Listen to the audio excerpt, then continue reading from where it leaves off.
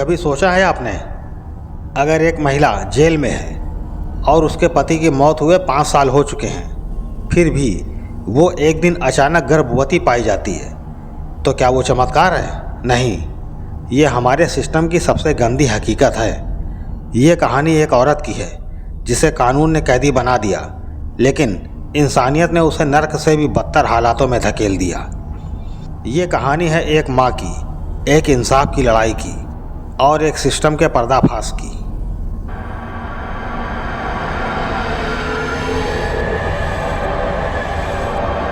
नमस्कार दोस्तों, स्वागत है आपका हमारे YouTube चैनल सुनो कहानी समझो ज़िंदगी में। दोस्तों, कहानी सुनते सुनते आप मेरे चैनल को सब्सक्राइब ज़रूर कर दीजिएगा और कहानी पूरी सुनिएगा।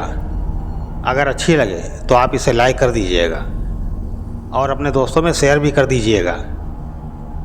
गांव का नाम था बैरागपुर, जहां ज़िंदगी बैलगाड़ियों की रफ्तार से चलती थी और अफवाहें हवा से भी तेज़ दौड़ती थी। यही गांव था वंदना यादव का, एक सीधी सादी शांत स्वभाव, सिर हमेशा घूंघट में रखने वाली, अपने पति को भगवान मानने वाली स्त्री। उसकी ज़िंदगी बहुत सादी थी, लेकिन उसके सपनों में रंग था, वो रंग जो उसने अपने पति रमेश यादव की आंखों में देखा था।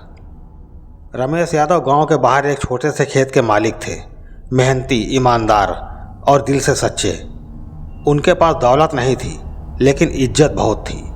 शादी को पूरे 8 साल हो चुके थे, लेकिन दोनों के बीच का रिश्ता किसी किशोर प्रेम जैसा था, ताजगी से भरा, भरोसे से लबालब। लेकिन एक कमी थी, औलाद। हर महीने की उम्मीद, हर बार की टूटी आस। कई डॉक्टरों ने हाथ खड़े कर दिए, आपकी पत्नी कभी मां नहीं बन सकती। रमेश मुस्कुरा देता और वंदना के सिर पर हाथ फेरता। बच्चा ना सही, तू तो है, तेरा साथ है, यही काफ़ी है। वो उसके लिए चूड़ियाँ लाता, फूलों की लड़ियाँ गूंथता और कहता, जिनके पास प्रेम है उन्हें कोई अभाव नहीं होता। गांव के प्रधान देवेंद्र सिंह एक चालाक और लालची इंसान थे। रमेश के खेत की सीमा उसके खेत से सटी थी और कई बार उसने रमेश से वो ज़मीन खरीदने की कोशिश भी की थी, लेकिन रमेश हर बार इनकार कर देता। माफ़ करिए प्रधान जी, ये ज़मीन मेरे बाबूजी की आखिरी निशानी है, इसे बेचकर मैं कैसे जीऊँगा। देवेंद्र सिंह को ये इनकार नागवार गुजरा और तभी उसकी चालें शुरू हो गईं। उसने अफवाहें उड़ानी शुरू कर दी। रमेश की पत्नी का गांव के बाहर वाले देवता मंदिर के पुजारी से कुछ ज़्यादा ही मेलजोल है। किसी ने कुछ देखा नहीं था, लेकिन सबने मान लिया। गांव में औरत की इज्जत शीशे जैसी होती है, एक बार दरार पड़ जाए तो समाज उसे जज्ब नहीं करता, तोड़ देता है। वंदना को ताने मिलने लगे। रमेश तो निसंतान था, अब बीवी को भी कौन रोके। रमेश ने कभी इन बातों पर ध्यान नहीं दिया। लोगों का काम है बोलना, हमारा काम है साथ निभाना। गांव के बाहर के पुराने सूखे कुएं से बदबू आने लगी थी। गांव के बच्चे खेलते खेलते वहां पहुंचे तो देखा एक आदमी की लाश तैर रही थी। वो रमेश था। उसका सिर फटा हुआ था और चेहरा खून से सना हुआ। गांव में कोहराम मच गया। वंदना दौड़ी, चीखी, चिल्लाई, रामू रामू उठो, देखो ना, मुझे छोड़ के मत जाओ। लेकिन उसके शब्दों से ज़्यादा असर गांव के प्रधान की आवाज़ का हुआ। जिस औरत के अफेयर की चर्चा थी, अब उसका पति मर गया, इससे बड़ा सबूत क्या चाहिए। प्रधान की दबंगई के आगे पुलिस ने आंखें झुका दी। वंदना को गिरफ्तार कर लिया गया।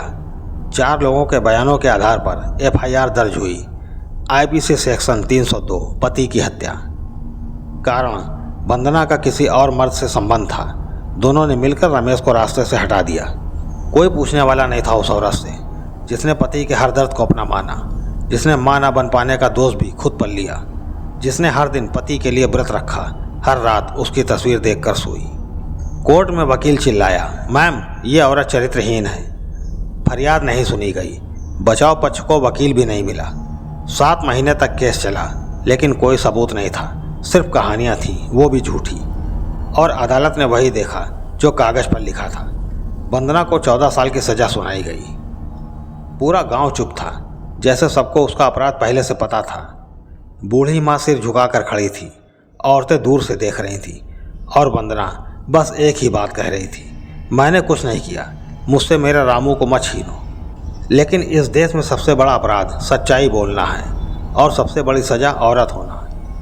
वाराणसी केंद्रीय महिला जेल भारत की सबसे पुरानी और कुख्यात जेलों में से एक।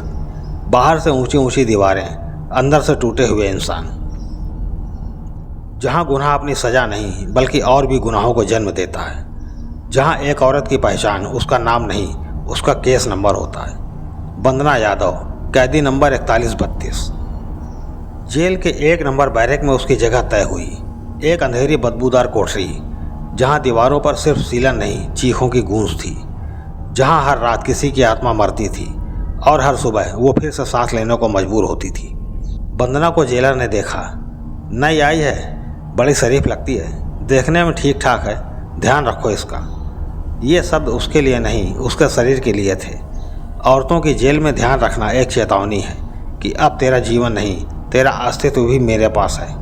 वंदना, जो कभी अपने पति के साथ सावन के झूले पर बैठती थी, अब गंदे गिलास में पानी पीती थी, फटी चादर में सोती थी और अपने कपड़े खुद धोने के लिए लाइन में खड़ी होती थी। वो किसी से बात नहीं करती थी। कोने में बैठकर पति की तस्वीर को सीने से लगाकर रोती थी। रामू, तुझसे वादा किया था, साथ निभाऊंगी, लेकिन ये साथ ऐसा होगा सोचा ना था।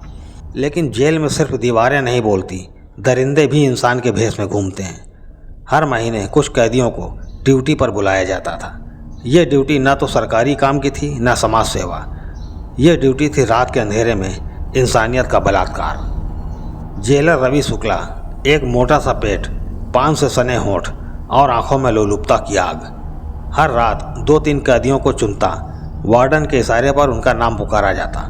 चलो, जेलर साहब बुला रहे हैं, कुछ देर की मेहमान नवाजी है। जो जाती उसे बदले में 2 रोटी और थोड़ा सम्मान मिलता। जो नहीं जाती उसे भूखा रखा जाता, पीटा जाता, काली कोठरी में भेजा जाता। वंदना ने मना किया, हर बार मना किया, क्योंकि उसके लिए शरीर नहीं, आत्मा की पवित्रता बड़ी थी। उसने कहा, मैंने गुनाह नहीं किया और अब कोई और गुनाह मुझसे मत करवाओ। जेलर हंसता था। यहाँ गुनाह करने से नहीं, सहने से सजा मिलती है। तू चाहे तो भी नहीं बचेगी। सावन की एक उमस भरी रात थी। बिजली गुल थी, जेल में सन्नाटा था। वंदना अपनी कोठरी में लेटी थी, पति की तस्वीर अपने सीने से चिपकाए। अचानक दरवाज़ा खड़का। 2 वार्डन, रज्जो और शकुंतला, जो पहले ही कई बार बाकी औरतों को उस रास्ते पर धकेल चुकी थी, दरवाज़ा खोलती हैं। चल वंदना, बहुत दिन हो गए तुझसे जेलर साहब ने बात नहीं की। वंदना चिल्लाई, मैं नहीं जाऊंगी, छोड़ दो मुझे, भगवान के लिए। वार्डन ने उसे बालों से पकड़कर घसीटा। जेल के भीतर इंसान का कोई धर्म नहीं होता, औरत का कोई बचाव नहीं होता। आसमान में बादल गरज रहे थे, लेकिन बरसने का कोई नाम नहीं था। जेल की इमारत पर बिजली के खंभे झपक झपक कर बुझ जा रहे थे। अंदर एक सन्नाटा था, ऐसा सन्नाटा जो किसी तूफान से पहले आता है। वंदना अपनी कोठरी के कोने में बैठी, घुटनों को सीने से लगाकर पति की पुरानी तस्वीर को पकड़कर फुसफुसा रही थी। रामू, सब झूठ है ना? तू मरा नहीं, कहीं से आएगा ना? कोई तो कहे मैंने तुझे नहीं मारा। अचानक धड़ाम, लोहे का दरवाज़ा जोर से खुला। 3 परछाइयाँ अंदर दाखिल हुईं। जेलर रवि शुक्ला और उसके 2 खास गार्ड, बिरजू और सलीम। तीनों नशे में डूबे हुए थे, हाथ में शराब की बोतल और आंखों में दरिंदगी का नशा। बहुत रो लिया तू, बहुत सीधी बनी फिरती है, आज इंक्वायरी करनी है तेरी। रवि शुक्ला के मुंह से शराब और बीड़ी की मिलीजुली बदबू वंदना के चेहरे पर पड़ी। वंदना खड़ी हुई, दीवार से चिपक गई, कांपते होंठों से बोली, मैंने कुछ नहीं किया साहब, भगवान के लिए मत कीजिए ये। जेलर की आंखें सुर्ख थी। भगवान को इस जेल में छुट्टी पर भेज दिया गया है मैडम। और फिर उसने दरवाज़ा अंदर से बंद कर लिया। चटक, ताले की आवाज़ ने जैसे वंदना की उम्मीद को भी बंद कर दिया। रामू, मुझे बचा लो मुझे। वंदना जोर से चीखी, रामू, कोई मुझे छू रहा है, देखो ना रामू, कोई मुझे छू रहा है। वो शब्द नहीं थे, वो चीख थी किसी आत्मा की जो खुद को बचाने के लिए तड़प रही थी। लेकिन उस कोठरी की मोटी दीवारों ने सब कुछ निगल लिया। हर चीख जैसे ईंटों में समा गई, हर आह कोने में दम तोड़ने लगी। बिरजू ने उसके हाथ पीछे से पकड़ लिए। सलीम ने उसका मुंह दबा दिया, ज़्यादा चिल्लाई तो तेरी बॉडी सुबह नाले में मिलेगी। वंदना छटपटाई, जोर मारा, लेकिन 3 आदमियों की ताकत के आगे एक औरत की हिम्मत हार गई। उस रात वंदना का शरीर उसकी मर्जी के खिलाफ तोड़ा गया, रौंदा गया। हर सेकंड, हर पल जैसे उसे बार बार मारा गया हो। जेल की छत पर बैठे कौवे भी चुप थे। उस रात वंदना सिर्फ एक कैदी नहीं रही, वो एक मूक अपराध की गवाह बन गई, जिसका कोई एफआईआर नहीं था, कोई गवाह नहीं था और कोई सुनवाई भी नहीं। सुबह जब दरवाज़ा खुला, वो कोने में बेसुध पड़ी थी। शरीर से खून रिस रहा था, आंखें खाली थी, मानो उसमें कोई जान ही ना बची हो। जेलर मुस्कुराते हुए बोला, ज़्यादा सोचना मत, जेल में ये सब चलता है। वार्डन ने दरवाज़ा बंद किया और बाहर से बोली, अब तो तेरी अकड़ निकल गई होगी। लेकिन उस रात कुछ और भी हुआ था। वंदना के भीतर एक बीज रोपा गया था, ना प्रेम से, ना अधिकार से, बलात्कार से। एक नया जीवन जो पनप रहा था, बिना बाप के नाम, बिना माँ की रजामंदी और बिना इंसाफ के। वो रात सिर्फ एक शरीर का शोषण नहीं हुआ था, वो कानून व्यवस्था और मानवता के मुंह पर एक तमाचा था। वंदना ने उस रात के बाद बोलना बंद कर दिया, लेकिन उसकी आंखों में एक आग भर गई, वो आग जो अब इंसाफ की मांग करेगी। जेल के तीसरे महीने वंदना की तबीयत अचानक बिगड़ने लगी थी। उसका चेहरा पीला पड़ गया, उल्टियां होती रहती, कमर में दर्द, हर वक्त थकान। वार्डन ने शुरू में अनदेखा किया, नाटक कर रही है ये, सजा मिली है तो अब भुगत। लेकिन एक दिन वो अचानक बेहोश होकर गिर गई। डॉक्टरों की टीम बुलाई गई। जेल प्रशासन ने दबे स्वर में सरकारी अस्पताल ले जाकर जांच करवाई और जब रिपोर्ट आई, पूरा सिस्टम हिल गया। वंदना यादव गर्भवती पाई गई और सबसे बड़ा सवाल, कैसे? वो महिला जो 3 महीने से जेल के अंदर थी, जिसका पति 5 साल पहले मर चुका था, जो किसी से मिलती भी नहीं थी, तो ये बच्चा किसका है? खलबली मच गई। डीएम ऑफिस में अलर्ट गया। एसपी को तत्कालिक निरीक्षण का आदेश मिला और दोपहर होते होते महिला आयोग की टीम, मानवाधिकार आयोग और चाइल्ड प्रोटेक्शन यूनिट सब वंदना से मिलने जेल पहुंच गए। वंदना देवी, क्या आपको किसी ने? वंदना की आंखें झुक गईं। एक महिला सदस्य ने धीरे से उसका हाथ पकड़ा। डरिए मत, सच बोलिए, आप हमारी बेटी जैसी हैं, न्याय मिलेगा। वंदना कुछ देर चुप रही, फिर उसकी आंखों से आंसू बहने लगे, लेकिन इस बार आंसुओं में डर नहीं, आग थी। हाँ, जेलर रवि शुक्ला और उसके 2 वार्डन थे। उस रात मैं चीखी थी, बहुत चीखी थी, लेकिन किसी ने नहीं सुनी। कमरा एकदम शांत हो गया। एसपी के हाथ से फाइल छूट गई। डीएम की आंखों में अविश्वास था। महिला आयोग के सदस्य फूट फूट कर रोने लगी। जेल में ही एफआईआर दर्ज करवाई गई। धारा 376 बलात्कार, 120 षड्यंत्र और 506 धमकी। जेलर रवि शुक्ला सस्पेंड कर दिया गया। वार्डन फरार हो गया, लेकिन एक नया नाटक शुरू हो गया।